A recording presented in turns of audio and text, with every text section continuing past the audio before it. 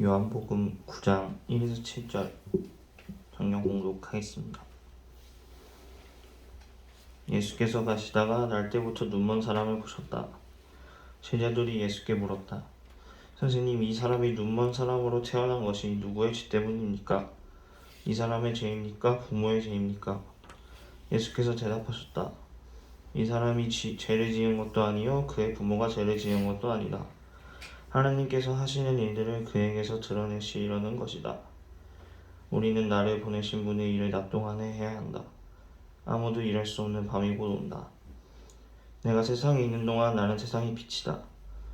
예수께서 이 말씀을 하신 뒤에 땅에 침을 뱉어서 그것으로 진흙을 개어 그의 눈을 바르시고 그에게 실로암 못으로 가서 씻으라고 말씀하셨다.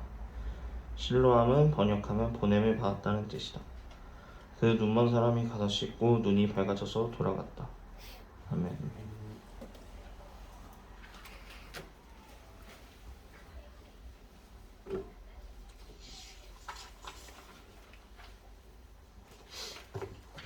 오늘은 크리스마스죠? 영어로 크라이스트 더하기 마스는 이제 미사죠? 예배를 뜻합니다. 그래서 크리스마스는 그리스도 예수를 경배드리는 날, 예배드리는 날, 예수님께서 이 땅에 내려오신 그 탄생의 의미를 기리는 날입니다. 사실 예수님이 출생할 때는 12월 말은 아닙니다. 합리적으로 추정하면 목자들이 들에서 잠을 자던 때 4월, 5월경으로 추정됩니다. 사실 정확한 날짜는 잘 모르고요. 우리가 성탄절을 기리는 것은 날짜를 정확히 맞춰서 기리는 게 아니고 이 땅에 죄로부터 구원하시려고 내려오신 예수님, 그 은혜와 사랑의 예수님을 기리고 높이고자 함입니다.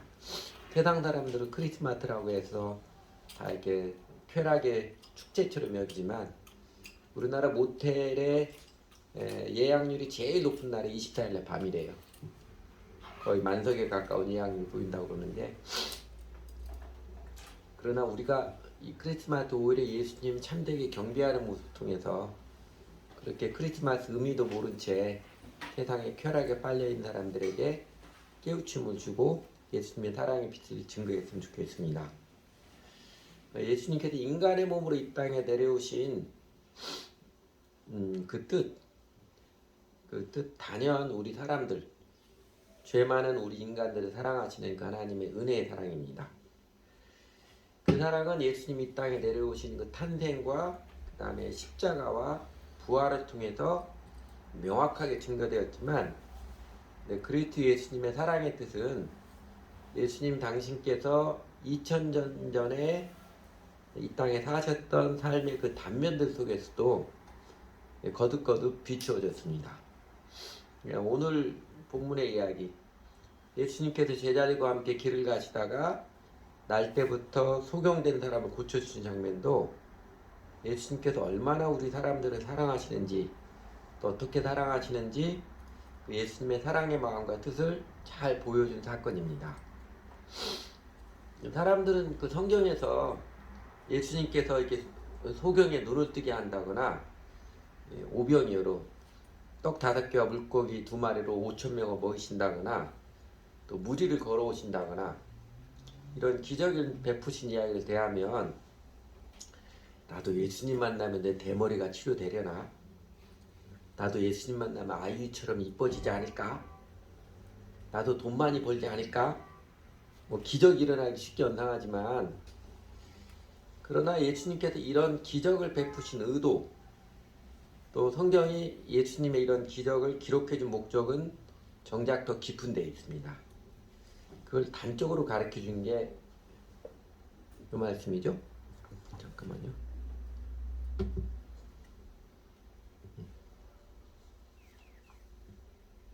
이 말씀이죠. 요한복음 20장 30절 31절입니다. 예수께서는 제자들 앞에서 이 책에 기록하지 않은 다른 표징도 기적도 많이 행하셨다. 그런데 여기에 이것이나마 기록한 목적은 여러분을 하여금 예수가 그리스도요 하나님의 아들이심을 잊게 하고 또 그렇게 믿어서 그의 이름으로 생명을 얻게 하려는 것이다. 오늘 본문에서도 한 소경을 고쳐주셨지만 우리가 더 깊게 오늘 본문의 이야기를 통해서 주목할 초점은요. 이 소경을 고쳐주심을 통해서 세상의 모든 사람들에게 예수님께서 어떤 사랑을 베풀어 주시는가, 예수님께서 어떤 은혜의 일을 행하시는가, 그게 중요한 초점입니다. 곧 너와 나에게 예수님께서 찾아오셔서 우리 시력이 좋아지게 하시는 분이 아니라 너와 나를 힘있게 살게 하고 올 겨울 날씨처럼 차갑고 쌀쌀맞게 그지없는 세상 속에서도 신바람 나게 살게 하는 생명의 사랑이 어떤 것인가, 그거를 전해주고 싶은 것입니다. 그래서 이 소경을 고쳐주시면서 예수님께 드러내신 사랑의 뜻, 우리 모든 사람에게 예수님께서 베풀어 주시는 은혜의 일, 그 첫째는 우리 심령을 그 정죄의식으로부터 해방시켜 주십니다. 정죄의식, 죄책감으로부터 해방시켜 주시지요. 정죄의식 이런 것입니다. 내가 삶이 실패를 했을 때나 머피의 법칙처럼 죄수 온 붙는 것 같은 일 때, 전철 갈아타는데 갈아탈 때마다 꼭 내 눈앞에서 전철에 떠나고 한참 기다려야 된다고 이럴 때, 그리고 내 삶의 한계 여건에 직면하면 내가 뭐 잘못한 거 있나, 전생에 무슨 죄가 있어서, 자연스럽게 떠오르는 것처럼 나의 불행을 누군가의 탓으로 돌리는, 누군가의 죄 때문이라고 정죄하고 싶고, 그래서 누군가를 희생양으로 삼고 싶은 그 인간의 심리입니다. 오늘 본문에서도 이 사람이 날 때부터 소경된 것에 대해서 제자들이 그러잖아요. 선생님, 이 사람이 눈먼 사람으로 태어난 것이 누구의 죄 때문입니까? 이 사람의 죄입니까? 부모의 죄입니까? 이 제자들의 질문에는 당연히 누군가의 죄 때문이다 이렇게 단정을 하고 있잖아요. 이 사람의 죄 때문인지 그 부모의 죄 때문인지는 잘 모르겠지만 이 사람의 불행은 누군가의 죄 때문이다 아주 확신을 하고 있었습니다. 근데 사람의 마음에 이 정죄의식, 죄책감에 매여 있으면 그 심령은 불안에 쫓기고, 그 불안이 가중되면 갈수록 두려움의 노예가 되어서 이게 자신을 향하여서든 또는 다른 사람을 향해서는 공격적이고 폭력적인 사람으로 전락시키고 맙니다. 죄책감은 우선은요, 불행의 당사자인 자기 자신을 억압하고 마비시키는 공격적 과정을 만들어냅니다. 이 학자들이 이걸 근본적 죄책감이라고 그러는데, 근본적 죄책감은요, 자신에게 앞으로 발생하든 미래에 발생하는 모든 고통과 고난, 그리고 모순과 억압을 정당화시킵니다. 왜냐하면 자신이 죄이며, 그리고 무엇인가는 잘 모르지만 하여튼 무엇인가를 내가 갚아야 한다는 생각에 쫓기고 있기 때문에 그렇습니다.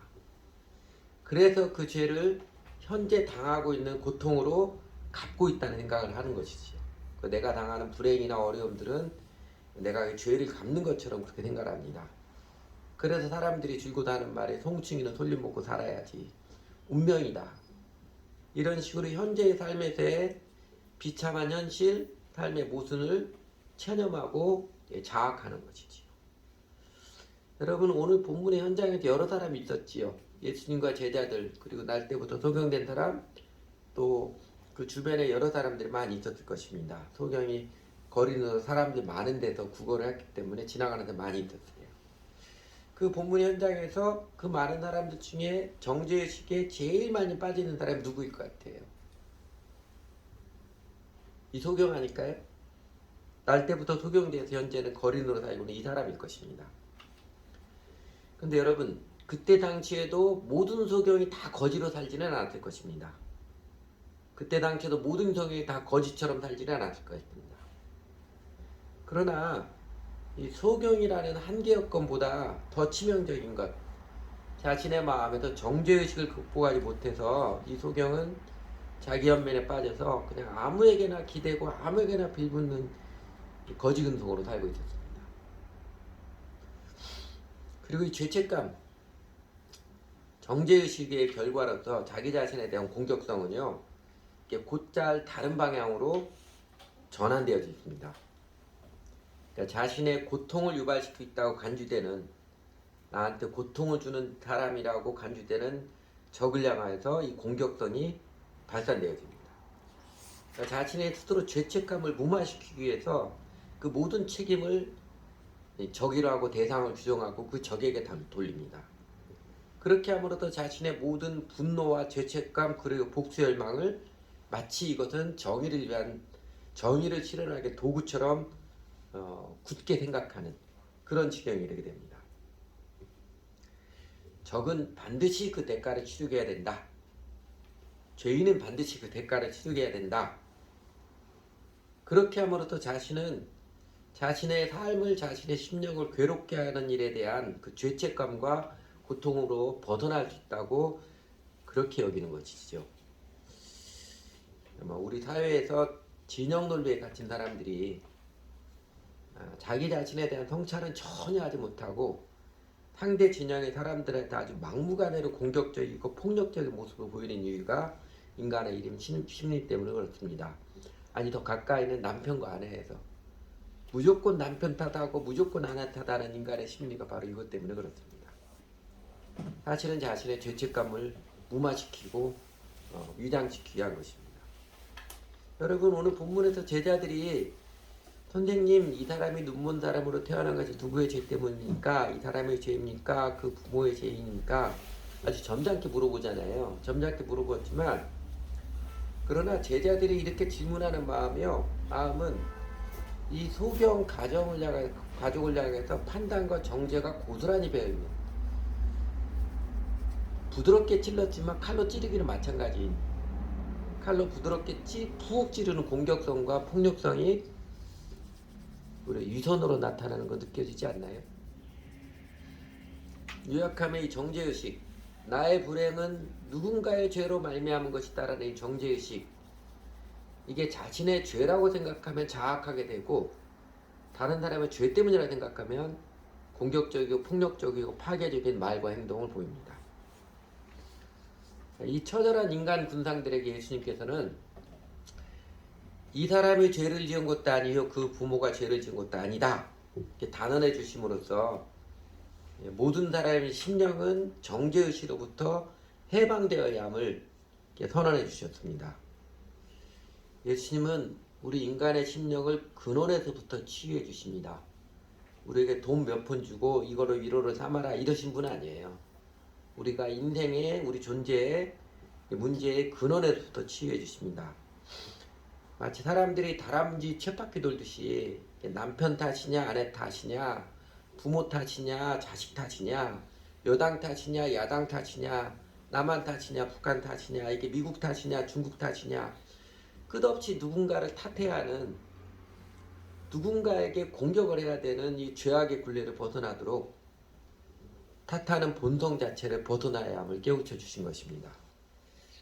여러분 예수님이 강림 탄생의 이유에 대해서 신약성의 첫 성경 마태복음은 이렇게 밝혀주었지요. 아들을 낳으려니 이름을 예수라 하라. 이는 그가 자기 백성을 그들의 죄에서 구원할 자의 심이라 아니라. 예수님이 땅에 내려오신 목적 자체가 죄로부터 구원하시기 위함입니다. 그 죄로부터의 구원 첫 번째 실체는요. 사람들의 마음 바닥에 엉겨붙어 있는 정죄의식, 죄책감으로부터 해방입니다. 그리고 예수님께서 십자가에서 죽으심은 구약성경에서 예언됐던 것처럼 그가 찔림은 우리의 허물을 인함이요 그가 상함은 우리의 죄악을 인함이라. 그가 징계를 받음으로 우리가 평화를 누리고 그가 채찍에 맞음으로 우리가 나음을 입었도다. 우리는 다 양같아서 그릿 행하여 각기 제 길로 갔거늘 여호와께서 우리 무리의 죄악을 그에게 담당시키셨도다. 그 말처럼 대속의 죽음이라고 그러죠. 죄값을 대신 치러주는 대속의 죽음입니다. 우리 모두의 죄값을 십자가에서 그 형벌을 대신 다 받아주신 대신 치러주신 희생의 사랑입니다. 그러므로 예수님을 주님으로 믿는 자마다 제일 처음 경험하는 게 뭐예요? 10년 묵은 체증 풀리듯이 내 죄가 용서받은 기쁨, 죄가 용서받은 감격이지요. 내 마음에 그렇게 엉겨붙어 있던 정죄의 죄책감으로서 해방을 노래합니다. 사도 바울은 그 체험, 자신의 그 체험을 이렇게 선언했지요. 자신도 끊임없는 죄책감을 오히려 예수 믿는 사람들이 향해서 잡아 죽이기까지 하려고 하는 폭력성, 공격성을 했다가 예수님 만나고 죄가 용서받은 그 감격을 이렇게 선언을 했습니다. 그러므로 이제 그리스도 예수 안에 있는 자에게는 결코 정죄함이 없나니 이는 그리스도 예수 안에 있는 생명의 성령의 법이 죄와 사망의 법에서 너를 해방했습니다. 예수님은 우리를 이 정죄의식으로부터 해방시켜 주십니다. 둘째로는요, 예수님께서 우리를 정죄의식으로부터 해방시켜 줄 뿐만 아니라 그 두 번째로는 우리 인생에 창조적 의미를 부여해 주십니다.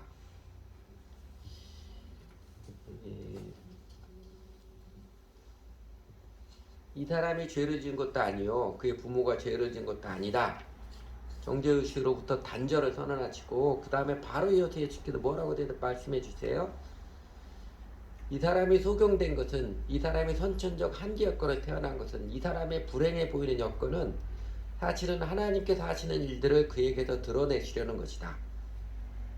이렇게 선포함으로써 이 사람의 인생에는, 내 인생에는 하나님의 뜻이 있다.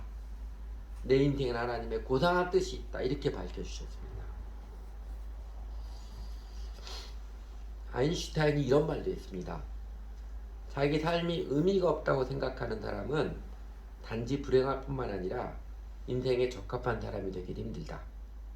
무슨 말이에요? 자기 삶이 의미가 없다고 생각하는 사람은 단지 불행할 뿐만 아니라 인생에 적합한 사람이 되기도 힘들다. 의미를 상실한 인생은요, 그냥 먹고 살기도 힘든 인생, 결국 거지처럼 산다는 말입니다.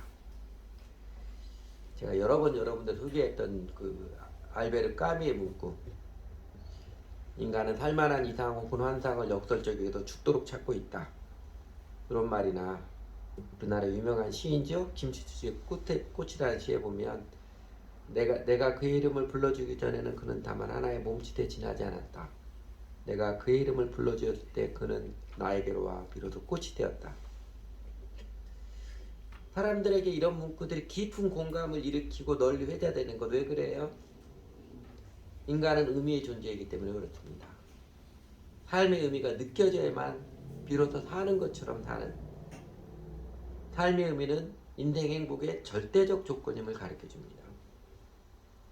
인간은 의미의 존재임을, 인생 의미의 중요성을 자신의 삶의 체험과 또 학문으로서 전 세계인에게 깨우쳐준 아름다운 사람이 심리학자 빅터 프랭클이라는 사람이지요. 로고 세라피, 의미요법의 창시자라고 알려진 사람, 아우슈비츠 수용소에서 살아남은 몇 안 되는 사람, 이 사람이지요. 나치도 빼앗은 것은 한 가지라고 했습니다. 이 빅터 프랭클이 쓴 책, 대표적인 책이 두 개의 책이 있습니다. 하나는 요 아래 짤막하게 보이는 것, 요 프레스 안 보이죠? 죽음의 수용소에서 자신의 아우슈비츠에서 살아나왔던 그 삶의 체험 이야기를 담은 책이고요. 또 하나는 삶의 의미를 찾아서, 이거는 이제 학술적으로, 심리학적으로 삶의 의미가 얼마나 중요한 것을 깨우쳐준 책입니다.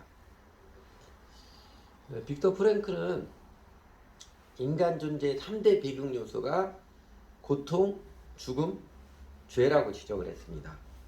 그리고 이 모든 비극 요소를 뛰어넘게 하는 게 의미, 삶에는 영원한 뜻이 있음을 발견하는 것임을 그 자신이 실증하고 역설을 했습니다. 그리고 더 나아가서 빅터 프랭클은요, 의미는 만들어지는 것이 아니라 발견되는 것이다. 그럼으로써 인간이 막 노력을 해서 의미를 만들어내는 것이 아니라 관계, 만남을 통해서 삶의 의미는 발견되어지는 것임을 증거했습니다. 그 바로 창조주 하나님과의 만남, 우리 심령에서 정죄의식의 사슬을 단박에 끊어주시고 아무리 불행해 보이는 내 삶이라 할지라도 네 삶에는 하나님의 고상한 뜻이 있다.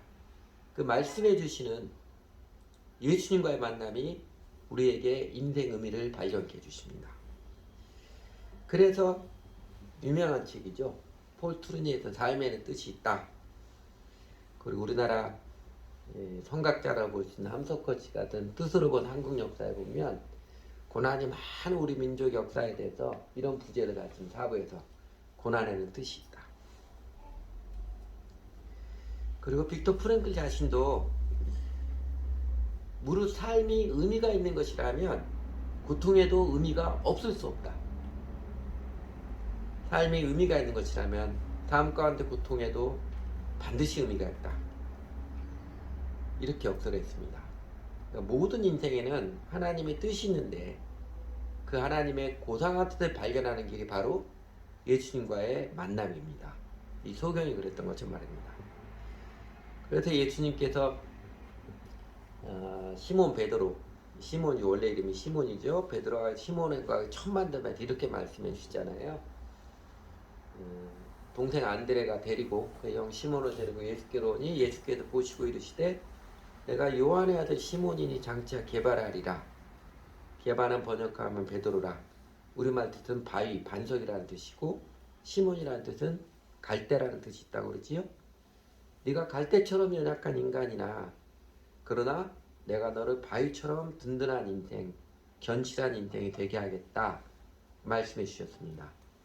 요 말씀처럼 예수님께서는 그 시몬에게뿐만 아니라 이 소경에게뿐만 아니라 우리 모든 사람에게 하나님께서 인생에 부여주신 고상한 의미를 발견케 해주십니다. 이렇게 예수님께서는 우리에게 그 정죄의식으로부터 해방시켜 주시고 우리 인생의 창조적 의미를 부여해 주시고 그리고 더 나아가서 세 번째로요. 예수님께서는 친히 그 의미를 성취, 실현시켜 주십니다. 친히 의미를 성취, 실현시켜 주십니다. 여러분 예수님께서 이 제자들 들으라고 이 소경 들으라고 말씀하신 다음에 뭐 하셨어요? 이 소경의 눈을 고쳐주셨지요. 이 소경에 사실 보면 좀 희한한 것이지요. 침을 뱉다가 진흙을 내어 소경의 눈을 붙이고 보통 사람 같으면 예수님 이거 뭐 하시는 겁니까? 해도 너무하지 않 이럴 만했을 것 같아요. 그러나 이 소경 예수님 하라는 대로 자신 온전히 의탁을 합니다. 그리고 나서는 너 실로암 못에 가서 눈을 씻어라. 소경 따르지요. 그러나 이 소경이 고침받은 것은 이런 주변적인 것들, 진흙을 바른 것이나 실로암 못에 눈을 씻은 것이나 이런 것 때문이 아니고요. 그런 특정의 방법을 따라서 한다고 되는 것이 아닙니다. 예수님께서 그에게 말씀해 주시고 그를 터치하시기 때문에 치유가 된 것입니다. 사복음서 안에 있는데도 예수님께서 다른 소경을 고쳐줄 때는 똑같은 방법 사용하시지 않았잖아요. 방법이 중요한 게 아니고 예수님과 인격적인 만남이 핵심입니다. 예수님께서 내 삶엔 하나님의 뜻이 있다. 그러니 이제부터는 네가 알아서 잘해라. 갖고 노력을 해서 딴짓하지 말고 착하게 살아 또 꼭 의미를 성취하여라. 성공하거라. 그렇게 명령하지 않았습니다. 이런 것을 성경용어로 율법이라고 하지요. 율법이라고 합니다. 그러니까 삶에 의미가 있음을 깨우쳐 주시고 이제 열심히 노력해서 의미 있게 살아라. 사실 이렇게 말씀해 주심도 이 감지덕지한 일이거든요. 그러나 예수님은 우리 인간의 연약함을 잘 아십니다. 잘 살고 싶은 마음이 꿀떡 같아도 사실은 잘 살지 못하는 갈대처럼 쉽게 흔들리는 연약한 존재임을 예수님은 잘 아십니다. 그래서 이 율법은 곧잘 짐이 되고 오히려 더 좌절케 하고 더 죄책감에 빠지게 합니다. 그러나 예수님께서는 우리 인간이 연약하여 할 수 없는 그것, 율법, 도덕의 이상을, 도덕의 아이디어를 할 수 있도록 해주십니다. 그거를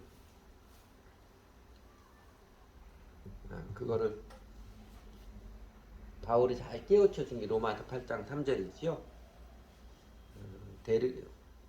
율법이 육신으로 말미암아 연약하게 할 수 없는 그것을 하나님은 아시나니 의미적으로는 좀 단어를 바꿔야 될 것 같아요. 육신이 율법으로 말미암아 할 수 없는 그것을 하나님은 아시나니 우리 육신이 율법의 수준, 도덕적인 삶 잘하고 싶은데 안 되잖아요. 내 힘으로 안 되는 것을 예수님을 주님으로 따를 때 성령 하나님께서 이끌어 가십니다. 예수님께서 이 소경의 눈을 친히 고쳐주듯이 예수님께서 우리 모두에게 삶의 의미를 깨우칠 뿐만 아니라 친히 그 의미를 성취시켜 주십니다. 아까 보았던 요한복음 1장 42절 말씀에서도 그 시몬 베드로 첫 만남에서도 시몬아 네가 열심히 노력해서 반석 같은 사람이 되거라 하신 게 아니고요. 당신 신이 내가 너를 반석이 되게 하겠다. 내가 너를 견실한 인생이 되게 하겠다 말씀해 주신 것입니다. 저희가 잘 아는 그 유명한 말씀하시되 나를 따라오너라. 내가 사람을 낚는 어부가 되게 하리라. 네가 잘 배워서 잘 훈련받아 사람 낚는 어부가 되어라 이렇게 말씀하신 게 아니죠. 너 내 인생 나한테 맡기고 나를 따라오거라. 그러면 내가 너를 사람 낚는 어부가 되게 하리라. 내가 알지도 못했던 어느덧 네 자신이 사람 낚는 어부가 된 모습을 발견할 수 있을 것이다. 그 약속이십니다. 예수님께서는 우리가 예수님 믿고 따를 때 친히 당신의 사랑과 능력으로서 우리를 사람 낚는 어부, 다른 사람의 생명을 구하고 다른 사람들에게 선한 영향을 끼치는 아름다운 인생이 되게 해주십니다. 그래서 복음이죠. 그래서 인간에게 좋은 소식입니다. 여러분 이 사람 아시죠? 전 세계적으로 이 사람 모르는 사람 별로 없을 것 같습니다. 오프라 윈프리죠? 근데 이 여자의 삶의 이야기, 신앙 이야기 들어보셨습니까? 책으로도 이렇게 나와 있습니다. 그 여자의 신앙, 오프라 윈프리 해가지고. 세계 10대 여성 중에 하나로 선정되게 됐고, 이제는 유명인이지요. 1954년생입니다. 107kg 나가는 뚱뚱한 몸매였어요. 키도 그렇게 크지 않아요. 지독하게 가난했던 어린 시절. 결혼하지 아니한 부모님 사이에서 태어났고 9살 때 사촌 오빠로부터 성폭행을 당했으며 14살 때 첫 출산을 해서 미혼모가 되었고 그 아기가 2주에 죽는 여러 가지 불행을 겪은 사람입니다. 그의 삶의 변화의 결정적 전기는 예수 그리스도를 믿게 된 것입니다. 예수님께 자신의 삶을 의탁하고 예수님을 주님 믿고 주님을 따르기 시작했습니다. 예수를 믿고 따랐을 때 부적절한 부모는 있어도 부적절한 자식은 없다. 그러니까 예수 믿고 깨닫는 진리였습니다. 우리는 항상 내가 가치 있는 사람일까? 내 인생에 의미가 있을까? 내가 무슨 가치가 있을까 질문을 합니다. 하지만 나는 우리가 날 때부터 가치 있다는 것을 알았습니다. 예수를 주님 믿고 예수님 배울 때 한 고백입니다. 그러니까 예수 믿고 예수님을 따르는 예수님을 배우고 섬기는 신앙인의 삶에 들어가면서 그는 자신의 삶의 의미를 발견했고 그 의미를 성취시켜 주신 예수님의 인도하심을 체험했습니다. 그가 스스로 힘으로는 살이 그 조그만하게 107kg 나가는 여자가 얼마나 뚱뚱했겠어요. 다이어트 안 해보려고 했겠어요. 무지하게 다이어트 해보려고 했겠지요. 그러나 그가 스스로 힘으로는 번번이 실패했던 다이어트도 예수님을 믿고 주님을 믿고 자신의 삶에 의미가 있음을 알고 주 예수님을 예배하며 주 예수님을 따르며 배우며 살아갈 때 일상의 삶의 모든 일에서 함께 하시는 주님의 도우심을 경험하며 다이어트도 성공하지요. 60kg 몸매를 유지하며 살아갑니다. 거의 반절의 체중을 줄이는. 그래서 우리도 이 땅에 인간의 몸을 입고 내려오셔서 십자가를 지시고 3일 만에 부활하신 그 사랑과 능력으로서 우리를 정죄의식으로부터 해방시켜 주시고 우리 인생에 하나님의 소중한 뜻이 있음을 알게 하시고 그리고 우리 삶에 인도하셔서 그 의미를 성취시켜 주시고 실현시켜 주시는 그 예수님을 주님을 믿고 그 예수님을 따르는 신앙생활을 우리는 기쁘게 들어갑니다. 삶의 의미, 소명, 유별난 직업을 가져야 한다거나 오프라 윈프리처럼 유명한 사람이 되어야 하는 것은 아닙니다. 또 쾌락, 오락을 즐기는 것은 진정한 보람, 삶의 의미의 길과는 정반대입니다. 여러분 오늘 본문의 이 소경, 그가 눈을 뜨게 된 기적보다 더 아름답고 위대한 일은 뭐예요? 이후의 말씀 보지 않았지만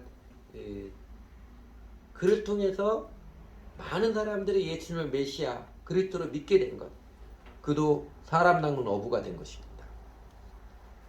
삶의 의미는 영웅이 되는 것이 아닙니다.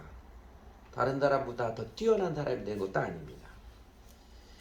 삶의 의미는 영원한 가치에 내가 어떤 모습이든지 참여하는 인생이 되는 것입니다. 영화 우리나라 영화 그 임진왜란 때 따라 이순신 장군의 명량 그 영화 마지막 보면 그 조선 수군의 군함 판옥선 3층으로 되어 있잖아요.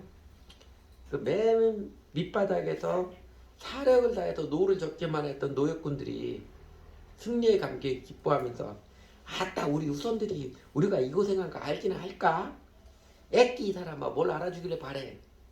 아주 활짝 웃으며 대화하듯이 영광스러운 승리에 참여하는 인생 자체가 의미가 있습니다.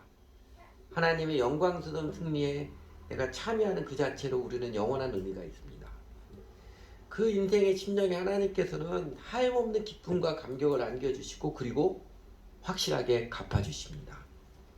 이 땅에서 유명해진 사람은요, 자기 상을 이미 받았느니라 예수님 말씀처럼 이미 상을 받았고, 그러지 않은 사람들은 이 땅에서 열심히 그 의미의 삶에 참여했는데 많이 갖지 못한 것은 하늘나라에서 갚아주십니다. 확실하게 갚아주십니다.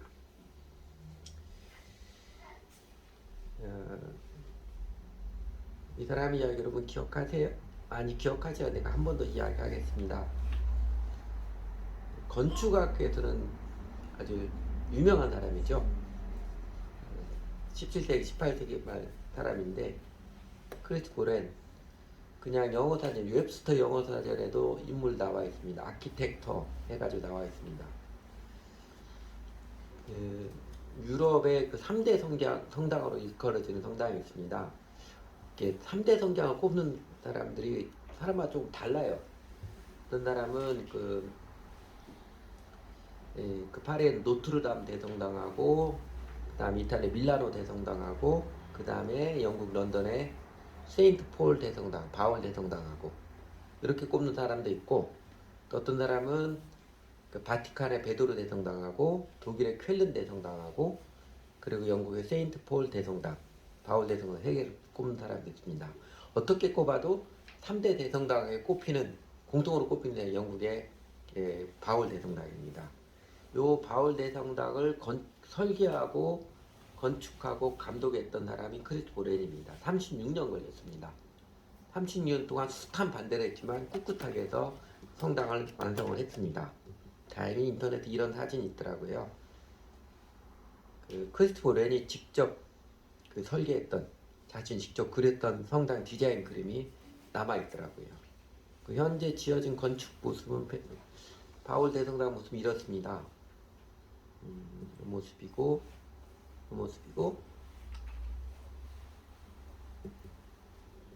갑자기 또 한다. 이건 야경이고 이건 내부 모습이고. 근데 여러분 이 크리스토퍼 렌이 이 바울 대성당을 건축하는데 여러 가지 일화가 있지요. 그 중에 하나가 이제 이 이야기지요. 아까 보았던 것처럼 화강암을 다 깎아가지고 올리는 거잖아요. 건축을 짓는데 그 한 번은 그 건축 현장에 렌이 나갔습니다. 많은 사람들이 이 화강암을 다듬고 있는데 한 사람한테 물어봤어요. 당신은 지금 뭐 하고 있습니까? 이 사람이 아주 투명하게 쳐다보더니 당신 누구요? 보면 몰라요. 저는 단지 돌 깨는 기계일 뿐입니다. 하루 종일 이 짓만 하고 있습니다. 이렇게 투명스럽게 대답을 하더래요. 저마치 떨어진 똑같이 돌을 깨고 있는 사람들이 물어봤어요. 영어로 하면 What are you doing now? 당신이 지금 뭐 하고 있습니까? 그러니까 다 먹고 살기 위해서 하는 짓이지요. 내가 이렇게 일해야 하루 일당을 받아가 내 처자들 먹이고 살리고 다 돈 벌자고 하는 짓이지요. 약간은 불만스러운 어투로 대답을 하더랍니다. 그리고 또다시 저쪽 건너편에서 또다시 여전히 똑같이 돌을 깨고 있는 세 번째 사람에게 물어봤습니다. 당신은 지금 뭐 하고 있습니까? 이 사람이 대답을 했습니다. 저는 지금 역사에 남을 대성당을 짓고 있습니다. 일하는 기쁨과 보람은 확연하게 달랐을 것입니다. 아마 그 망치소리도 달랐을 것입니다. 여러분, 이 소경이 예수님의 말씀을 듣고 치료하시는 예수님 손길에 자신을 맡기고 예수님이 이렇게 하라고 실로암에 가서 시드라가 말씀에서 따랐을 때 정죄의식의 해방, 의미의 발견 그리고 의미를 성취해 주신 예수님의 은혜를 체험했듯이 우리에게도 찾아오신 예수님을 나의 주님으로 관계를 맺고 주 예수님을 따라 배우며 섬기며 살아가는 동안 우리 삶이 평범할지라도 우리 영혼을 자유케 하는 죄책감으로부터 해방, 살아가는 내 마음을 소망스럽게 기쁘게 하는 의미의 발견, 그리고 예수님 따르며 주 예수님께서 친히 실현시켜 주시는, 성취시켜 주시는 아름다운 인생, 그 감동, 다른 사람이 생명을 구하는 영원한 가치의 인생을 누려갑니다. 그래도 우리는 예수님 믿고 예수님을 전합니다. 같이 기도하지요.